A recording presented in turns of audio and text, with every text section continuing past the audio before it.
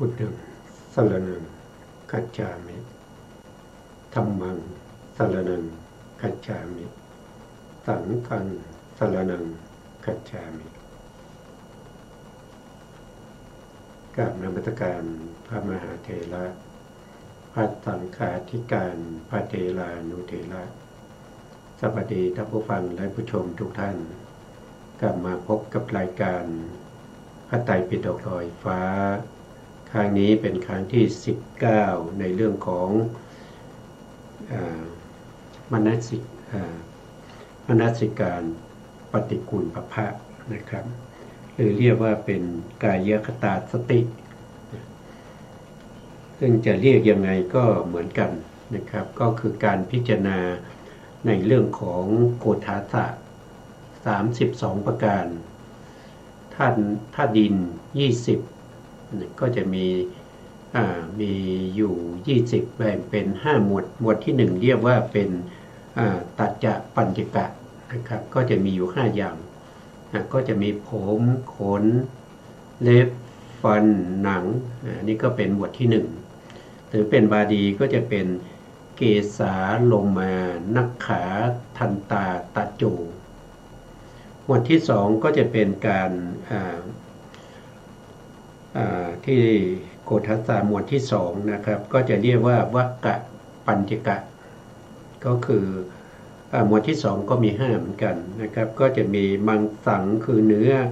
นักหารูคือเอ็นอัฐิคือกระดูกอัฐิมินชังเยื่อในกระดูกวักกังก็คือไตบางที่ก็ปัจจุบันนี้เขาจะเรียกว่าม้ามนะครับแต่โบราณเขาจะเรียกว่าไตนะครับในหมวดที่3ที่3ก็จะเป็นปภาสะปัญจกะก็จะมีอยู่5อย่างก็คือหัตถยังหัวใจยกนังตับกิโลมะกังพังผืดปีหกังก็คือไตปภาสังก็คือปอดอันนี้หมวดที่3มี5หมวดที่4ซึ่งเป็นหมวดสุดท้ายของธาตุดินก็เรียกว่าเป็นมัทธลุงคังปัญจกะมีมันสมองเป็นที่5แต่ในพุทธพจน์นี้ไม่มีคำว่ามัทธลุงคังพระพุทธองค์สงเคราะห์เข้าในเยื่อในกระดูกนะครับเยื่อในกระดูกก็คืออัฐิมินชังแต่ต่อมาการทำสังคายนาครั้งที่1นะครับพระเถระทั้งหลายท่านก็ได้แยกออกมานะครับแยกออกมาเพื่อให้สามารถที่จะแบ่งหมวดให้เป็นปัญจกะ4หมวดด้วยกันในหมวดที่4ก็เรียกว่ามัทธลุงคังปัญจกะมัทธลุงคังปัญจกะก็คือมีสมองเป็นที่5อันที่1ก็คืออันตังไส้ใหญ่อันตับคุนังไส้น้อยอุทริยังอาหารใหม่กะลิสังอาหารเก่าแล้วก็มัทธลุงคังมันสมองอันนี้คือหมวดที่4ในเรื่องของธาตุดินเพราะฉะนั้นธาตุดินก็จะมีอยู่20มีอยู่10การพิจารณานะครับท่านก็ให้เราพิจารณาไปตามลำดับนะครับโดยการพิจารณาอนุโลมแล้วก็ปฏิโลมตามที่เราศึกษามาแล้วนะส่วนที่เหลือก็จะเหลืออยู่12นะ12นั้นเป็นธาตุน้ำเป็นธาตุอาโปนะครับก็แบ่งออกเป็นหมวดละ6นะหมวดที่1ก็จะเรียกว่าเมธาชกะก็คือมีเมโทเป็นที่6เมโทคืออะไรเมโทก็คือน้ำมันข้นน้ำมันข้นในหมวดนี้ก็จะมีปิตังก็คือน้ำดีเสมหางน้ำทะเลบุโพน้ำเหลืองโลหิตตังน้ำเลือดเสโทน้ำเหงื่อเมโทน้ำมันข้นอันนี้เป็นชักกะนะครับเป็นหมวดที่5มีอยู่6นะซึ่งเป็นธาตุน้ำต่อมาหมวดที่6ก็จะเป็นมุตตังชักกะมุตตะชักกะนะครับมีปัสสาวะเป็นที่ อันหนึ่งก็คือได้แก่อาสูรน้ำตาวสาน้ำมันเดวเขโลน้ำลายสิงคานิกาน้ำมูกลาสิกาน้ำมันไขข้อมูดตังน้ำมูดปัสสาวะอันนี้ก็คือทั้งหมด32ที่อยู่ในหมวดที่ชื่อว่ากายคตาสติถ้าในสติปัฏฐานเราก็จะเรียกว่าเป็นมนสิการปฏิกูลมนสิการนะครับเรียกว่าเป็นปฏิกูลมนสิการบัพพะนะครับซึ่งอยู่ในกายานุปัสสนาสติปัฏฐานซึ่งเป็นบัพพะที่4ในกายานุปัสสนาสติปัฏฐานกายานุปัสสนาสติปัฏฐานทั้งหมดมีอยู่14บัพพะมีอยู่14บัพพะปฏิกูลมนสิการหรือกายคตาสติก็เป็นบัพพะที่4อันนี้ก็เป็นการทบทวนหัวข้อหลักนะครับในการที่เราได้ประพฤติปฏิบัตินะครับและได้ศึกษาร่วมกันในการที่จะประพฤติปฏิบัติ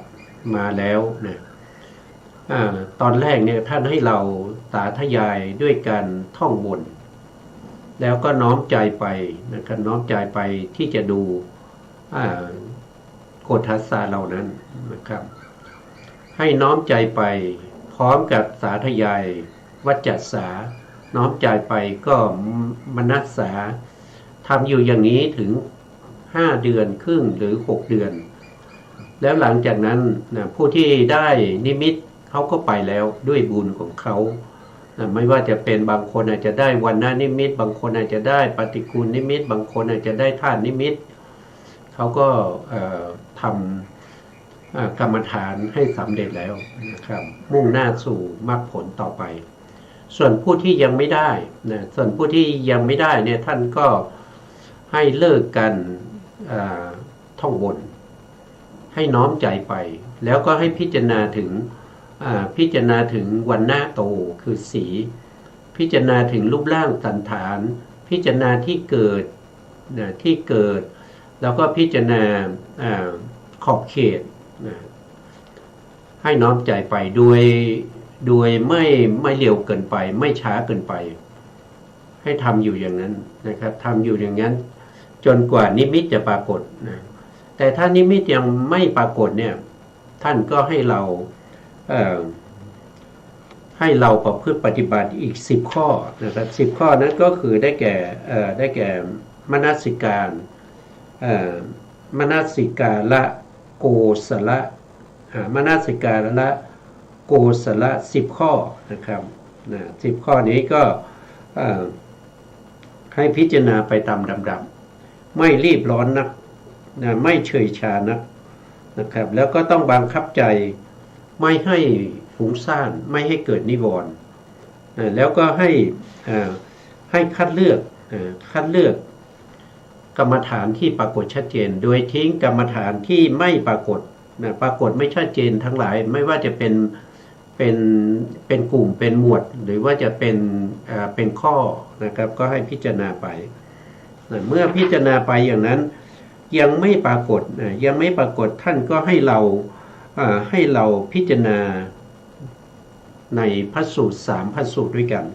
1ก็คือได้แก่อาทิจิตตสูตร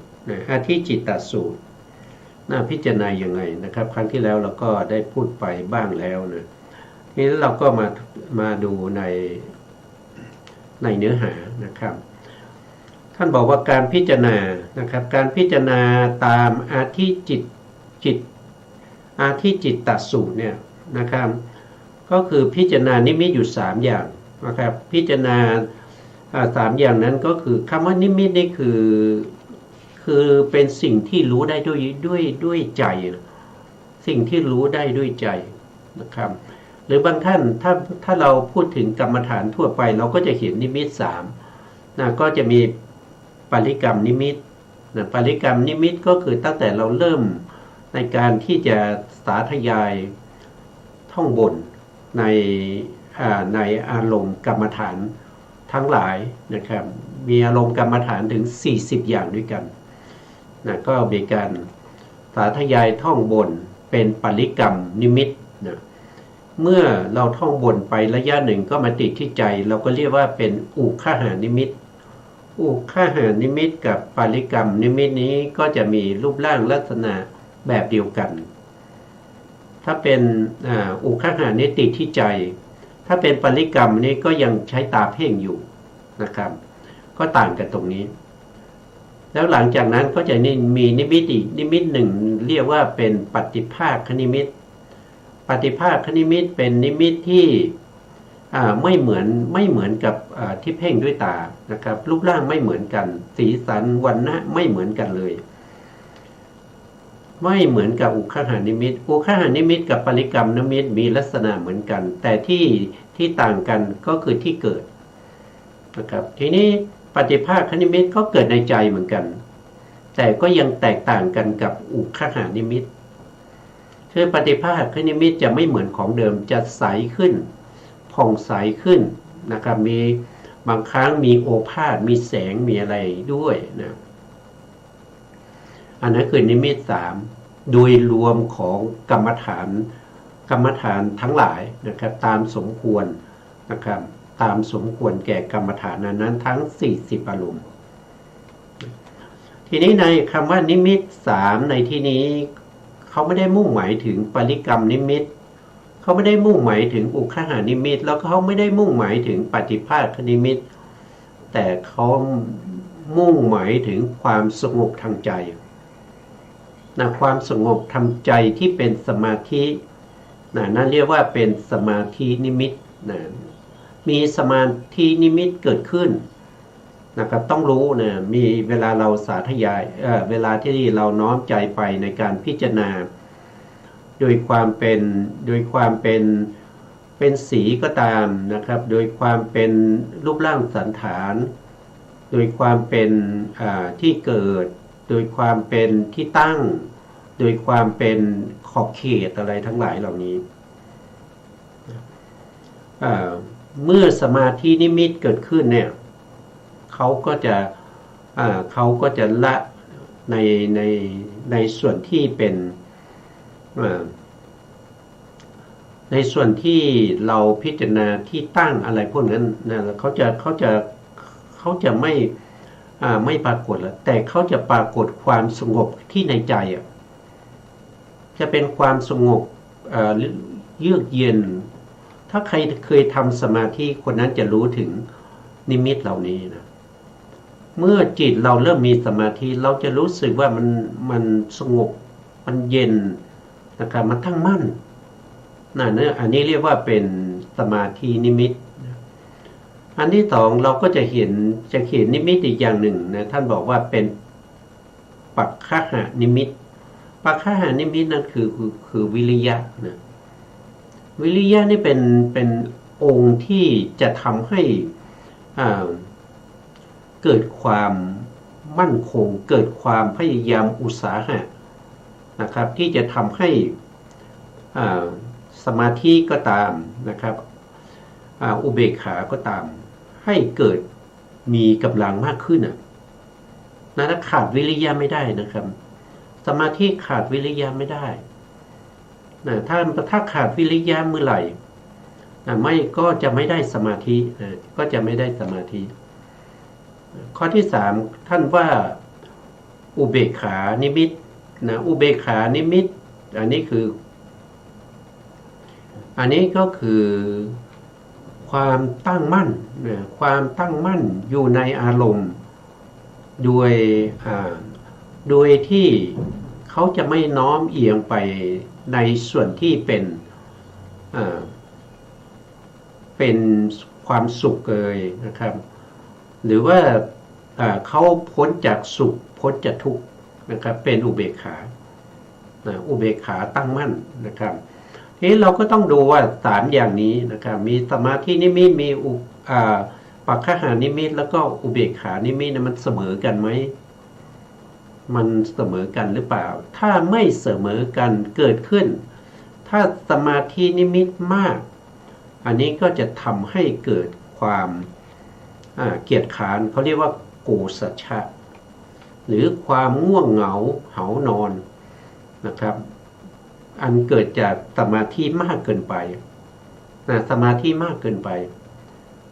คือคำว่ามากเกินไปในที่นี้คือหมายถึงว่าเขามากกว่าวิริยะแล้วก็มากกว่าอุเบกขานะ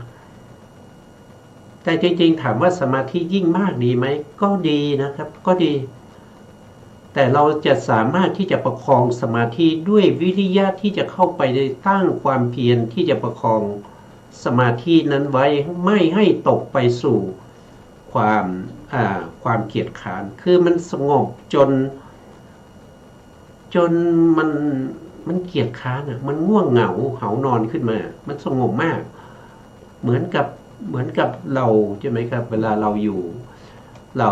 สวดมนต์หรืออะไรเนี่ยมันจะง่วงนะอันนั้นแสดงว่าสมาธิมากนะแล้วเวลาที่เราจะหลับเนี่ยนะครับการที่เราจะหลับเนี่ยเราก็จะง่วงแล้วมันก็จะหลับได้เพราะอะไรก็เพราะว่ามันน้อมไปในความสงบคือขณะที่เราหลับนั้นเรามีภวังคจิตนะภวังคจิตนี้จะสืบต่อกันเป็นเส้นยาวมากเลยภวังคจิตอาจจะเกิด3 ชั่วโมง4 ชั่วโมงบางคนอาจจะเกิดถึง6 ชั่วโมงอยู่ในช่วงที่เราหลับสนิทเนี่ยมันก็เป็นสมาธิอย่างหนึ่งนะแต่มันเป็นคณิกะสมาธิที่มันเกิดติดต่อกันด้วยอารมณ์เดียวนั่นคือภวังคจิตมันก็จะคล้ายๆกันนะแต่ไม่เหมือนกันนะคือสมาธิที่เป็นที่เกิดขึ้นในขณะที่เป็นอุปจารสมาธินั้นก็คือได้แก่เอกคตาที่อยู่ในมหากุศลญาณสัมปยุตแต่ถ้าสมาธินั้นเข้าถึงอัปปนาสมาธินั้นก็จะเป็นเอกคตาที่อยู่ในฌานจิตจะอยู่ในปฐมฌานทุติยฌานตติยฌานหรือจตุตฌานหรืออรูปฌานก็แล้วแต่ตามสมควรแก่ผู้ที่เข้าได้สมาธินั้นถ้าเข้าไปถึงอัปปนาอันนั้นก็ไม่มีปัญหาแต่มันมีปัญหาอยู่ที่ตอนที่เริ่มที่จะทำสมาธิให้สมาธินั้นมีกำลังเพื่อกำจัดเสียซึ่งนิวรณ์ทั้งหลายอันนี้มันอยู่ในช่วงที่เป็นคณิกะสมาธิที่จะเปลี่ยนไปเป็นอุปจารสมาธินะครับถ้าถึงอุปจารสมาธิแล้วนิวรณ์จะสงบแล้วนะครับความง่วงเหงาความเกียจคร้านจะไม่เกิดขึ้นความฟุ้งซ่านก็ไม่เกิดขึ้นความยินดียินร้ายไม่เกิดขึ้นความลังเลสงสัยไม่เกิดขึ้นเพราะถึงอุปจารสมาธิแล้วแต่ตอนที่จะถึงอุปจารสมาธินี้แหละที่เราจะต้องมีความพยายามในการที่จะทำให้สมาธินิมิตปัจฉหานิมิตและอุเบกขานิมิตทั้งหลายเนี่ยให้เสมอกันให้มีกำลังเท่ากันนะถ้าส่วนใดส่วนหนึ่งเกินไปก็จะถ้าสมาธิเกินไปก็จะเข้าถึงโกสัจฉะถ้าเกิดปัจฉหะมากเกินไปก็จะเข้าถึงความฟุ้งซ่านเข้าถึงความฟุ้งซ่านถ้าอุเบกขานิมิตมากไปก็จะทำให้ไม่สามารถที่จะเข้าถึงฌานได้ไม่สามารถเข้าถึงมรรคผลนิพพานได้เพราะฉะนั้น3อย่างนี้ต้องให้เสมอกันนะครับเพื่อที่เราจะได้เข้าถึงอุปจารสมาธิแล้วก็มุ่งหน้าสู่อัปปนาต่อไปท่านเปรียบเหมือนกับคนที่ในช่างทองที่เขาจะทำทองนะครับอันนี้ก็เมื่อครั้งที่แล้วเราได้พูดกันไปแล้วนะครับ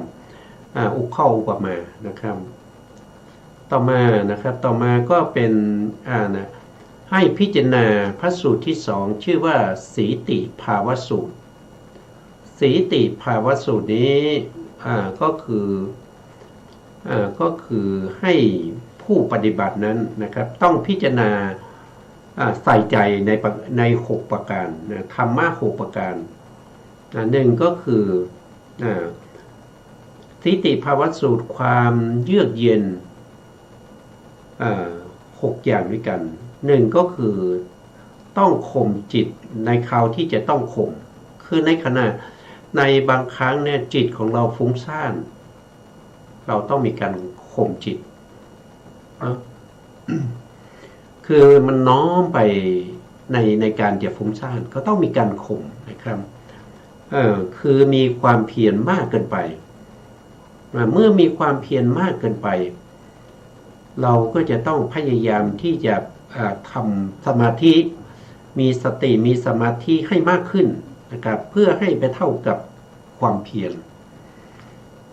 หรือว่าถ้าทำไม่ได้ก็ต้องลดความเพียรแต่ปกติและส่วนมากเขาจะผู้ทำฌานเขาจะไม่ลดเขาเห็นว่าตัวไหนที่อ่อนเขาจะเพิ่มตัวนั้นนะครับถ้าเพิ่มไม่ได้ถึงจะไปลดมันนะครับก็จะมีวิธีอยู่นะครับเดี๋ยวเราจะพูดถึงวิธีของการที่จะทำให้สมาธิเกิดนะครับจิตที่มีความเพียรมากเกินไปนะครับเพราะว่ามันจะฟุ้งซ่านมันจึงมาจากความเพียรความตั้งมั่นของเรามากเกินไปนะครับข้อที่2ก็คือย่อมประคองจิตไว้ในคราวที่ควรประคองอันนี้ก็คือสมาธิมากเกินไปสมาธิมากเกินไปสงบมากเกินไป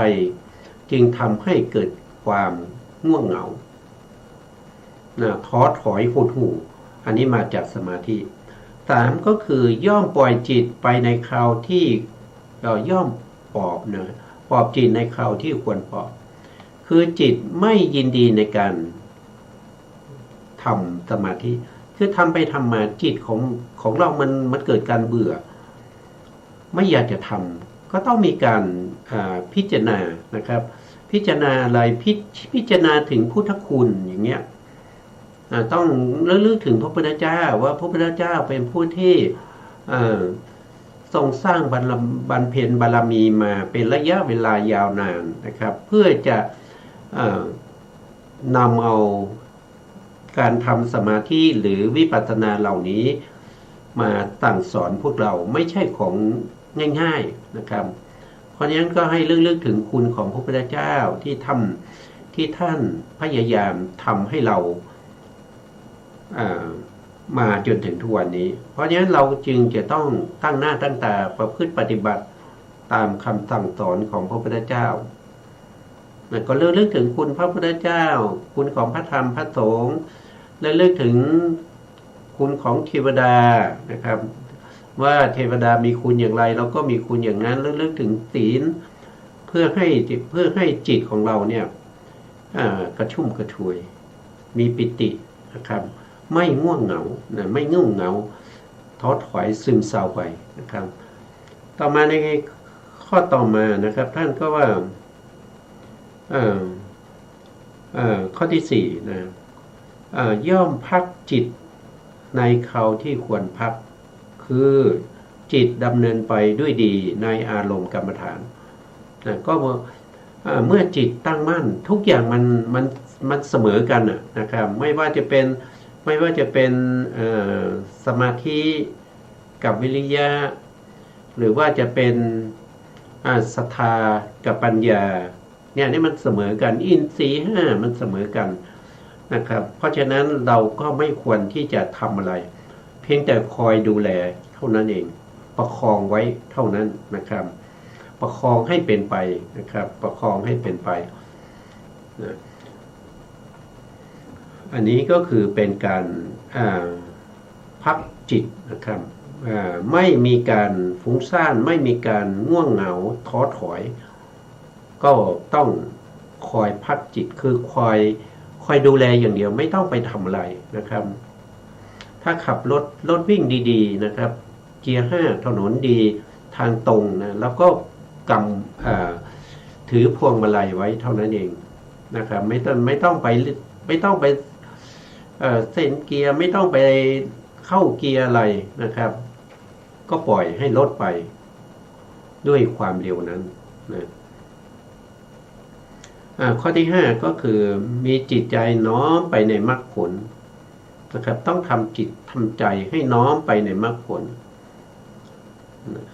คือถ้าเราอยากจะได้มรรคผลเราอยากจะได้เป็นพาริยบุคคลเราต้องมีจิตน้อมไปก่อนนะครับเราต้องตั้งจิตไปก่อนว่าการปฏิบัติของเราเพื่อมรรคผลนิพพานนะถ้าปฏิบัติไปแล้วจิตไม่น้อมไปเนี่ยมันจะไปไม่ได้นะมันจะไปไม่ได้เพราะอัธยาศัยเรายังไม่ต้องการมรรคผลยังยินดีติดใจอยู่ในโลกียธรรมเพราะฉะนั้นมันจะไปไม่ได้ถึงแม้ว่าสมาธิเราสามารถที่จะเข้าฌานแล้วออกจากฌานก็พยายามมาเจริญวิปัสสนาเพื่อให้ได้มรรคได้ผลแต่ใจเรามันไม่ไปมันไม่น้อมไปมันก็ไม่ได้มรรคผลนะไม่ใช่ว่าทำถูกทางแล้วก็ทำไปเรื่อยๆไม่ใช่ใจเราต้องไปก่อนใจต้องนำหน้านะครับใจต้องน้อมไปเอ็นไปโอนไปสู่มรรคผลนิพพานต่อไป6ก็คือมีความยินดีในพระนิพพานนะครับต้องมีใจที่น้อมไปในพระนิพพานด้วยนะอันนี้ก็คือทั้ง6ข้อที่มาในพระสูตรที่ชื่อว่าสีติภาวสูตรต้องทำอย่างนี้นะถ้าไม่ทำอย่างนี้ก็จะไม่ได้มรรคผลนิพพานนะได้ฌานได้อภิญญาแต่ก็ไม่ได้มรรคไม่ได้ผลนะครับต่อไปก็คือการปฏิบัติในตามหลักของโพชฌังคะโกศลสูตรก็คือมีความฉลาดในโพชงโพชังโพธิเนี่ยโพก็มาจากโพธิคืออะไรโพธิคือองค์แห่งการตรัสรู้นะครับองค์แห่งมรรคผลนิพพานนะครับตรงนี้นะนั้นคราวใดจิตใจมีความง่วงเหงาท้อถอยไม่มีความเพียรในคราวนั้นต้องอบรมธรรมวิจยะตามโพชฌงค์วิริยะสามโพชฌงค์ปีติสามโพชฌงค์สามโพชฌงค์นี้เป็นสิ่งที่ทำให้วิริยะมากขึ้นนะตัวที่จะรู้คือไหนก็คือตัวสติสามโพชฌงค์เป็นตัวที่จะเข้ามาปรับต้องตั้งสติให้มั่นคงนะครับแล้วก็กำจัดเสียซึ่งความเกียจคร้านก้าวออกมาจากความเกียจคร้านนะเริ่มทำความเพียรด้วยวิริยะเหล่านั้นนะต่อไปนะครับนี้ให้แก่กล้าขึ้นและในคราวที่จิตมีความเพียรมากไปความฟุ้งซ่านในคราวนั้นก็จะ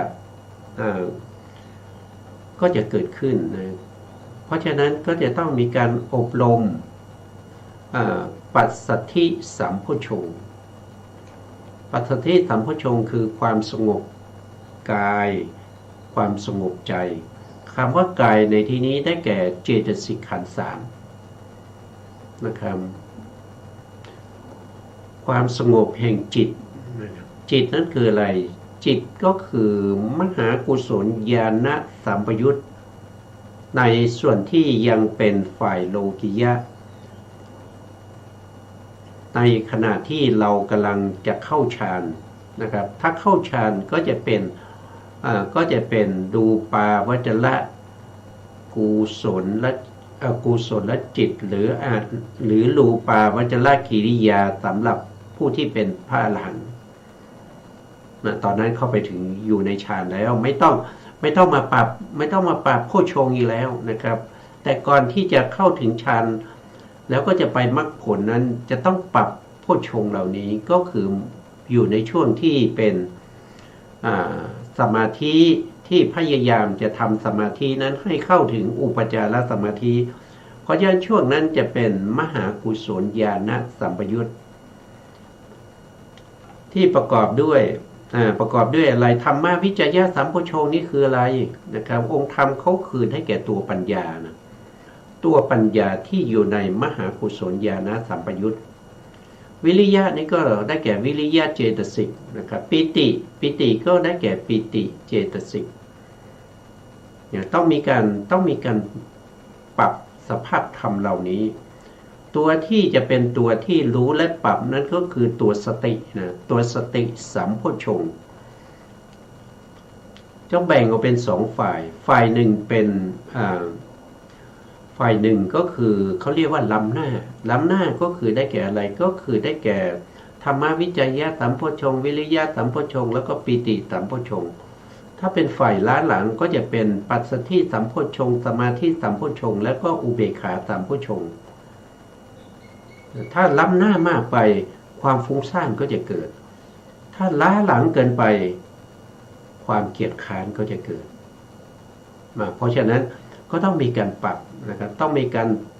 ปรับโพชฌงค์เหล่านี้นะตัวที่จะมาปรับนั้นคือได้แก่ตัวสตินะก็คือได้แก่ตัวสติทีนี้เราก็ไปดูในเรื่องของการที่เราจะปรับมีวิธีการยังไงนะครับเราก็มาดูในพระไตรปิฎกนะในพระไตรปิฎกพระไตรปิฎกในเล่มที่14นะเล่มที่14ในพระสุตตันตปิฎกทีฆนิกายมหาวรรคนะครับเล่มที่14ถ้าเล่มเก่านะครับอันนี้ก็มาจากเล่มเก่าก็จะอยู่ในหน้าที่332นะครับท่านบอกว่าทำเป็นเหตุเกิดสติสัมโพชฌงค์นะครับอันนี้สติสัมโพชฌงค์เป็นตัวนำหน้านะสตินี่เป็นตัวนำหน้าสตินี่ยิ่งมากยิ่งดีนะไม่มีคำว่าเกินนะครับสติยิ่งมากก็ยิ่งดีให้มากกว่าธรรมวิจยะสัมโพชฌงค์ให้มากกว่าวิริยะสัมโพชฌงค์ปิติสัมโพชฌงค์ให้มากกว่าปัสสัทธิสัมโพชฌงค์สมาธิสัมโพชฌงค์แล้วก็อุเบกขาสัมโพชฌงค์เพราะสติเป็นตัวที่จะคอยปรับจะเป็นตัวที่คอยดูเพราะนั้นสติยิ่งมากยิ่งดีไม่มีคำว่าเกินนะครับสติเป็นสิ่งที่จำปรารถนาในทุกที่เลยนะครับไม่ว่าเราจะอยู่ในชีวิตประจำวันหรือในขณะที่เรากำลังทำสมาธิหรือในขณะที่เราเจริญวิปัสสนานะครับต้องมีสตินะสติเป็นธรรมที่มีอุปการะมากนะยิ่งมากยิ่งดีนะครับต้องจำทีนี้ธรรมที่เราจะทำให้สติมากขึ้นเนี่ยท่านบอกว่ามีธรรมอยู่4ประการด้วยกันนะ4ประการนั้นก็คือได้แก่สติสัมโพชฌงค์นะสติสัมโพชฌงค์ข้อที่1นั่นก็คือต้องมีสติและสัมปชัญญะข้อที่2ก็เว้นจากบุคคลที่มีสติหลงลืมนะใครที่สติหลงลืมบ่อยๆเราก็ต้องเว้นนะเราอย่าไปคบหาเขานะอย่าไปคบหาคนที่มีสติหลงลืมนะข้อที่3คบหาบุคคลที่มีสติมั่นคงนะต้องคบหาบุคคลที่มีสติมั่นคงรู้ได้ยังไงว่าเขาไม่มีสติหรือว่าเขาหลงลืมสติหรือว่าเขามีสติมั่นคงก็รู้ได้จากความเป็นอยู่ชีวิตประจำวันนะครับถ้าเขาลืมอะไรบ่อยๆเนี่ยนั่นก็แสดงว่าเขาไม่ค่อยมีสติเดี๋ยวก็ลืมกุญแจรถนะครับเดี๋ยวก็ลืมกระเป๋าสตางค์นะครับเดี๋ยวก็ลืมผมไม่รู้ว่าผมลืมปิดประตูหรือเปล่าเนี่ยผมมาเนี่ยอย่างเงี้ยนะเป็นบุคคลที่หลงลืมสตินะครับเพราะฉะนั้นคนประเภทนี้เราก็ห่างได้ก็ดีนะครับอย่าเข้าใกล้เลยนะคบหาแต่คนที่มีสติที่มั่นคงเพราะสตินี่มีเขาบอกว่าสตินี่เป็นตัวที่ไม่หลงลืมนะไม่ว่าจะพูดไว้นะครับไม่ว่าจะเป็นการพูดที่พูดไว้นานแล้วนะครับก็จำได้นะครับแล้วก็การกระทำที่ได้ทำไว้นานแล้วก็จำได้อันนั้นเขาเรียกว่าเป็นลักษณะของสติจะไม่หลงลืมนะสติจะไม่มีการหลงลืมนะถ้ามีสติเมื่อไหร่ไม่หลงลืมนะถ้าคนที่หลงลืมบ่อยๆนะอันนั้นคือขาดสติสวดมนต์ไหว้พระไปนะครับเดี๋ยวก็หลงนะครับถึงวรรคไหนตอนไหนตอนนี้ กำลังสวดอะไรอยู่ อย่างเงี้ยมันหลงลืมสตินะหลงลืมสติเมื่อไหร่นิวรณ์จะเข้าทันทีเพราะฉะนั้นเมื่อเรามีสติอยู่นิวรณ์เข้าไม่ได้เลย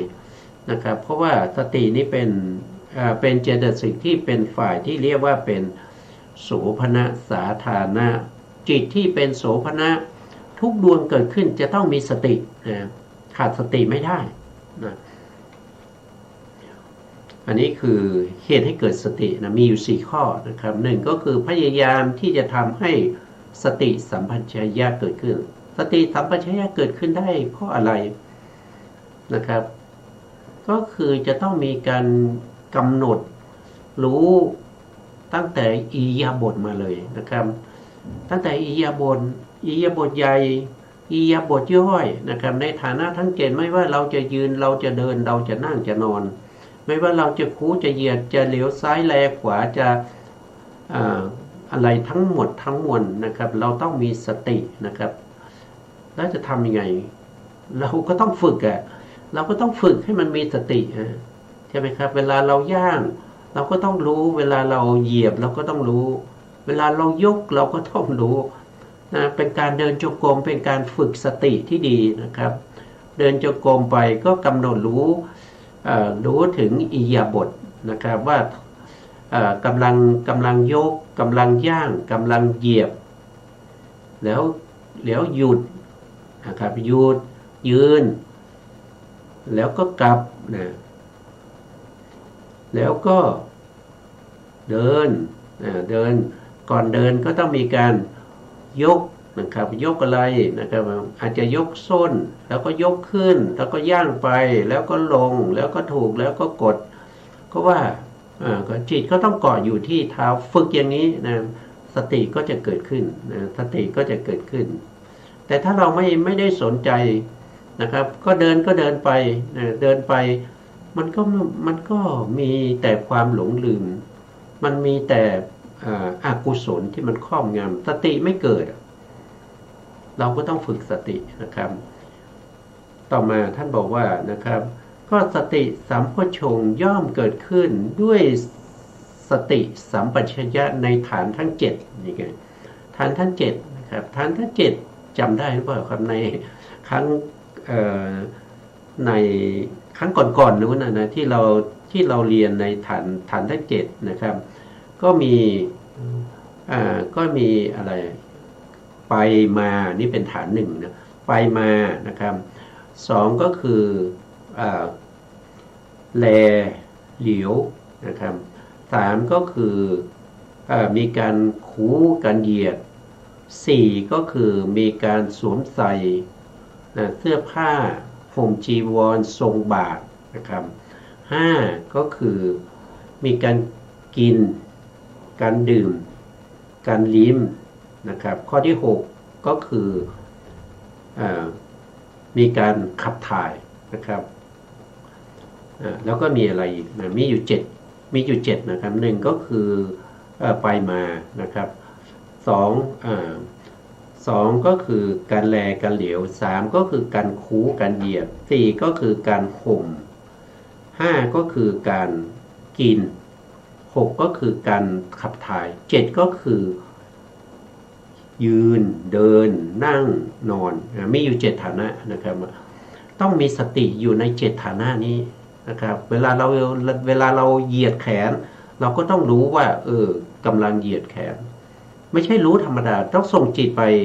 ไปดูถึงลักษณะของวายโยธาที่เกิดจากจิตที่เป็นสมุฏฐานทำให้เกิดการเหยียดแขนออกไปนะครับคูแขนก็ตามก็ต้องมีนะครับเขาเรียกว่าต้องมีสัมปชัญญะทั้ง4นะเราเรียนมาแล้ว1คือเขาเรียกว่าสาตถกะสัมปชัญญะต้องรู้ประโยชน์ก่อนเวลาจะเหยียดก็ต้องรู้ประโยชน์เวลาจะคูก็ต้องรู้ประโยชน์อันที่2ก็คือโคจระนะครับโคจระสัมปชัญญะก็คือจะต้องมีกรรมฐานในการเหยียดการคูนะครับแล้วต่อมาก็ต้องรู้สัพพยะสัมปชัญญะในการเหยียดออกไปต้องรู้ว่ามีประโยชน์นะไม่ใช่เหยียดออกไปแล้วอย่างที่เราเรียนมา นะครับพระภิกษุท่านเหยียดมือไปข้างหลังนะครับแล้วก็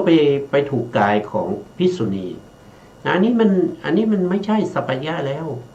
อันนี้เป็นเหตุเป็นปัจจัยให้ภิกษุและภิกษุณีนั้นลาสิกขาไปมีครอบครัวกันเนี่ยมันเราคือจะเหยียดจะอะไรต้องรู้ประโยชน์ต้องรู้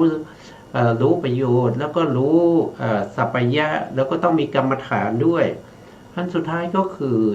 จตุสัมปชัญญะก็คือจะต้องมีความไม่หลงลืมในกรรมฐานไม่ว่าเราจะทำอะไรก็ต้องมีนะครับอันนี้เป็นตัวที่จะทำให้เกิดสติได้มั่นคงนะครับเมื่อเราจะก้าวไปเนี่ยท่านบอกว่าเมื่อเราจะก้าวไปหรือด้วยการงดเว้นบุคคลที่หลงลืมสตินะครับงดเว้นบุคคลที่หลงลืมสตินะครับเช่นเดียวกันกับการเก็บอาหารนะครับอันนี้เป็นข้ออุปมาการเก็บอาหารด้วยการคบหาบุคคลผู้มีสติมั่นคง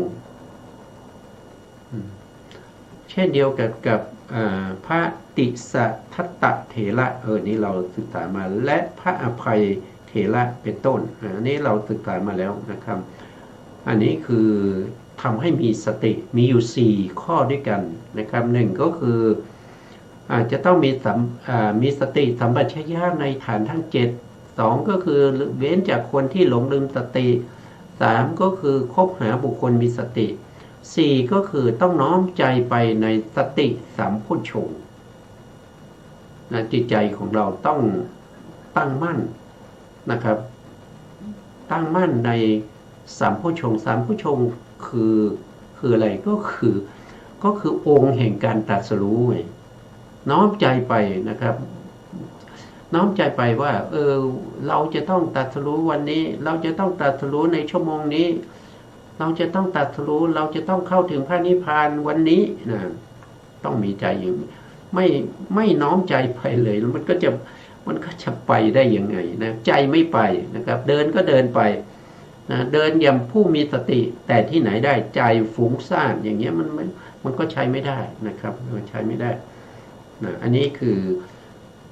การทำให้มีสติสัมโพชฌงค์นะครับนะต่อไปนะเหตุให้เกิดธรรมวิจยะสัมโพชฌงค์ธรรมวิจยะสัมโพชฌงค์คือตัวปัญญานะครับได้แก่ตัวปัญญาธรรมวิจยะสัมโพชฌงค์ย่อมเกิดขึ้นตามในอันมาแล้วในพระบาลีอย่างนี้ว่าดูก่อนภิกษุทั้งหลายคำว่าพระบาลีนี่หมายถึงพุทธพจน์นะภิกษุทั้งหลายธรรมนี้เป็นกุศลและอกุศลนะครับปัญญาแสดงว่ามีอีกมากตรงนี้มีอีกมากนะครับที่พระองค์ตรัสไว้นะครับเพราะว่าท่านไม่แสดงเพราะว่าเวลาคือพูดจริงๆว่าท่านแสดงมาแล้วในเรื่องของโพชฌงค์เนี่ยนะครับแต่เรามาประกอบในเรื่องของปฏิกูลมนสิการประภาสเรายังไม่ได้ศึกษาในเรื่องของโพชฌงค์นะครับเพราะฉะนั้นเราจะได้ศึกษาต่อไปนะครับตอนนี้ยังไม่ถึงเวลานะครับเราก็ผ่านไปก่อนนะครับเพียงแต่ให้รู้ว่าผู้ที่จะมีธรรมวิจยะสัมโพชฌงค์เป็นผู้ที่มีปัญญานะครับเป็นผู้ที่มีปัญญานั่นก็คือจะต้องรู้ว่าอะไรเป็นกุศลอะไรเป็นอกุศลนะครับนอกจากนั้นก็ยังต้องรู้ว่าทำไหนเป็นฝ่ายดำนะฝ่ายดำก็คืออกุศลทำไหนเป็นฝ่ายขาวนั่นก็คือกุศลนะครับแล้วก็จะต้องรู้ถึงความเกิดของธรรมเหล่านี้นะครับอาหารท่านเรียกว่าอาหารเนี่ยเป็นตัวที่ทำให้เกิดธรรมวิจยะสัมโพชฌงค์นะเป็นตัวที่ทำให้เกิดวิจยะสัมโพชฌงค์หรือทำให้วิจยะสัมโพชฌงค์นั้นที่เกิดขึ้นแล้วไพบูลย์แล้วก็เจริญขึ้นมีอะไรบ้างนะท่านก็มาบอกตรงนี้ว่ามีอยู่7ประการด้วยกันนะมีอยู่7ประการนะครับจะทำให้ธรรมวิจยะสัมโพชฌงค์คือปัญญานั้นเกิดขึ้นมีอยู่7ประการนะครับหนึ่งก็คือเพื่อให้เกิดธรรมวิจยะสัมโพชฌงค์เดี๋ยวท่านจะมีอธิบายนะครับ คือหนึ่งก็คือมีการสอบถามนะครับมีการสอบถามนะปัญญาที่เกิดขึ้นได้ด้วยการสอบถามถ้าเราไม่เข้าใจเราก็ต้องมีการไต่ถามไม่ใช่เก็บไว้ไม่อยากจะไม่อยากจะถามเกรงใจเขาเก็บไว้ดีกว่าอย่างนี้อย่ามีนะเพราะเนี้ยถ้ามีใจน้อมไปอย่างนี้แสดงว่าปัญญาไม่เกิดนะปัญญาไม่เกิดก็สงสัยต่อไปนะครับถ้ามีอะไรสงสัยต้องถามนะต้องถามแล้วเวลาถามต้องถามในการเวลาที่ควรถามแล้วก็ต้องเหมาะสมกับสถานที่กับบุคคลสิ่งแวดล้อมต่างๆนะครับต้องดูให้ดีนะครับไม่ใช่อยากจะถามอะไรก็ถามนะครับไม่ใช่เวลาถามนะครับก็ต้องดูด้วยนะครับมันจะไม่เกิดปัญญานะครับสองก็คือทำวัตถุให้สละสลวยวัตถุในที่นี้ก็คือวัตถุที่เป็นรูปธรรมนามธรรมรูปธรรมเราก็ต้องสะอาดนะต้องมีการอย่ายังไงอย่าไปผ้าทั้งหลายเราก็ไม่เคยซักอย่างเงี้ยไม่เคยซักมีแต่เหงื่อนะไปอยู่กับใครมันก็กลิ่นส่งกลิ่นเหม็นอย่างเงี้ยน้ำก็ไม่อาบนะครับอย่างเงี้ยมันก็ไม่ดีนะครับหรือว่าที่อยู่ที่อาศัยก็ไม่สะอาดนะครับมีแต่ฝุ่นมีแต่ใบไม้มีแต่เศษขยะเต็มไปหมดอย่างเงี้ยแล้วก็นำมาวัตถุที่เป็นนามนะครับก็ต้องมีจิตใจที่ไม่มีความพยาบาทไม่มีการจองเวรอาฆาตพยาบาทแล้วก็ริษยานะความตนีอะไรทั้งหลายเหล่านี้นะครับก็ต้องสละไปนะทุกคนมันมีอยู่แล้วนะครับสิ่งเหล่านี้มันเป็นกิเลสมันต้องมีนะแต่เมื่อเรารู้เราอย่าปล่อยให้กิเลสนั้นกินใจของเรานะครับเมื่อเรารู้เราต้องสละไปนะครับหรือว่าทำไม่ได้ก็ต้องใหม่ๆก็ต้องแผ่เมตตาไปก่อนนะแผ่เมตตาให้ตัวเองบ้างนะครับถ้าเราไปโกรธเขาเนี่ยนะเราเนี่ยจะเป็นคนที่ปวดเราเนี่ยจะเป็นคนที่ทุกข์มากกว่าเขาอ่ะถ้าเราไปโกรธเขาไม่รู้เขาก็นอนสบายแต่เรานอนไม่หลับอย่างเงี้ยเราก็จะแผ่เมตตาให้ตัวเองว่านะครับขอให้เราเนี่ยเป็นบุคคลที่มีแต่ความสุขอย่ามีความทุกข์เลยนะครับอย่าได้มีเวรแก่ใครคือใครเลยอย่าได้พยาบาทอาฆาตจองเวรบุคคลอื่นเลยขอให้มีความสุขทั้งกายและใจรักษาอัตภาพที่เป็นอยู่ด้วยความสุขตลอดไปเราก็ต้องแผ่ต้องน้อมใจไป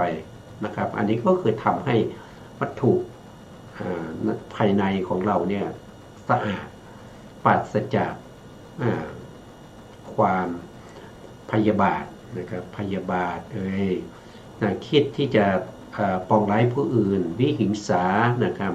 พยาบาทวิหิงสาอะไรทั้งหลายหมดนี้เรื่องของกรรมคุณอารมณ์ทั้งหลายด้วยนะครับต้องสละไปนะครับต้องทำให้มันดีนะครับถ้ามันไม่ดีเราก็ต้องรู้แล้วก็ทำให้ดีขึ้นนะครับสามก็คือต้องมีการปรับปรุงอินทรีย์ให้เสมอกันสม่ำเสมอกันมีอะไรบ้างอินทรีย์ห้าใช่ไหมครับมีวิตกโทษทีอินทรีย์ห้ามีอินทรีย์ห้าคือมีศรัทธานะตัวแรกคือศรัทธานะครับตัวแรกคือศรัทธาตัวที่สองคือวิริยะนะครับที่สามนั้นก็คือวิริยะแล้วก็สตินะสติสี่ก็คือสมาธิห้าก็คือปัญญาครับต้องทำให้ศรัทธากับปัญญานี้เสมอกันนะครับถ้าศรัทธามากปัญญาน้อยอันนี้ก็จะงมงาย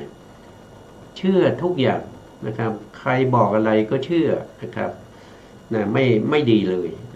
ศรัทธามากเกินไปไม่ดีนะครับแล้วศรัทธาตรงนี้ก็คือจะต้องเป็นเขาเรียกว่าเป็นเจตสิกที่เป็นโสภณเจตสิกจะประกอบเฉพาะในกุศลเท่านั้นนะ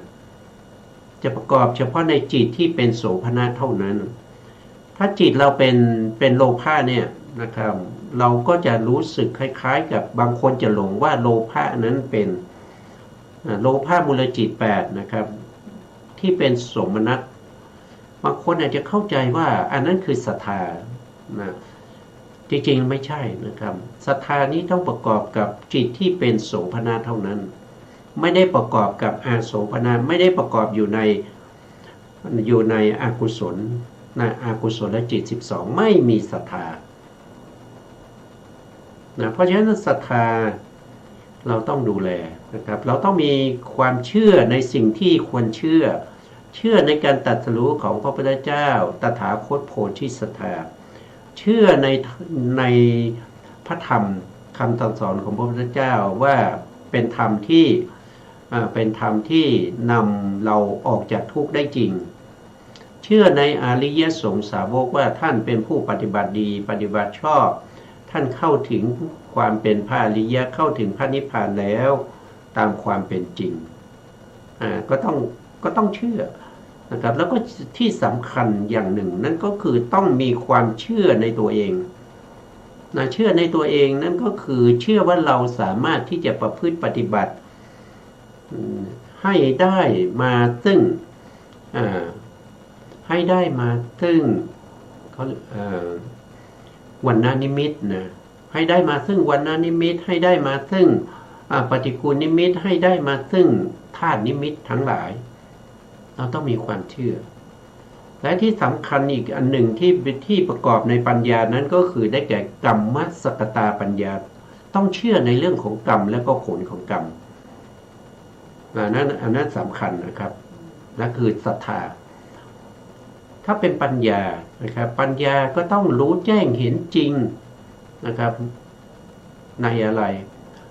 นะครับปัญญาก็จะมีอยู่5ระดับนะครับก็จะมี1ก็คือกรรมสกตาปัญญาเชื่อในเรื่องของกรรมและผลของกรรม2ก็คือกรรม2ก็คือปัญญาที่อยู่ในฌานเขาเรียกว่าฌานปัญญา3ก็คือปัญญาที่อยู่ในวิปัสสนาญาณอันนี้ปัญญาในวิปัสสนา4ก็คือปัญญาที่อยู่ในมรรคนะครับ5ก็คือปัญญาที่อยู่ในผลแล้วอีกอันหนึ่งนะครับเมื่อได้มรรคได้ผลแล้วก็ย่อมมีปัจเจเวกขณะวัตติหรือออกจากมรรคผลก็ต้องลงปัจเจเวกขณะวิถีนั่นก็คือปัญญาที่6นะครับนั่นก็คือเขาเรียกว่าวิมุตติญาณทัศนปัญญาคือปัญญาที่พิจารณามรรคผลนิพพาน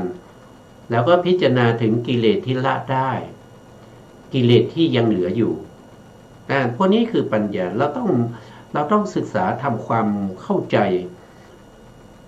มรรคในฌานเป็นยังไงมรรคในสมาธิเป็นยังไงมรรคในปัญญานะครับปัญญาที่ในอุปจารสมาธิเป็นยังไงปัญญาที่อยู่ในฌานเป็นยังไงพวกนี้เป็นสิ่งที่เราต้องศึกษาทำความรู้ความเข้าใจนะครับถึงจะปรับอินทรีย์ได้นะครับอันนี้คู่ที่1คู่ที่2นั่นก็คือวิริยะกับสมาธินะครับถ้าวิริยะมากก็ฟุ้งซ่านถ้าสมาธิมากก็ขี้เกียจนะครับต้องปรับพวกนี้ให้เสมอกันนะครับอันนี้คือการปรับอินทรีย์นะครับวันนี้เวลาเราหมดแล้วนะครับเพราะฉะนั้นก็เราต้องคืนเวลาให้ทางสถานีนะครับสุดท้ายนี้ขอกราบขอบคุณพระครูสมุทรวิสุวัฒน์วรกิจโจผู้อำนวยการสถานีวิทยุเพื่อการศึกษาพระพุทธศาสนาและวัฒนธรรม FM 104.5 เมกะเฮิรตซ์วัดฝายหินจังหวัดเชียงใหม่และขอกราบขอบคุณพระครูปริยัติยานุสารขอบคุณท่านผู้ฟังและผู้ชมทุกท่านนะครับที่ให้เกียรติติดตามในรายการพระไตรปิฎกลอยฟ้าพบกันใหม่ในโอกาสต่อไปครับวันนี้เวลาหมดลาไปก่อนครับสวัสดีครับ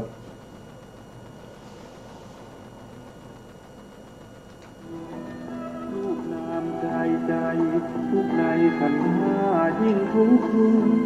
หนึ่งทุกข์สองทุกข์สามทุกข์โอ้ทุกข์สามก่อน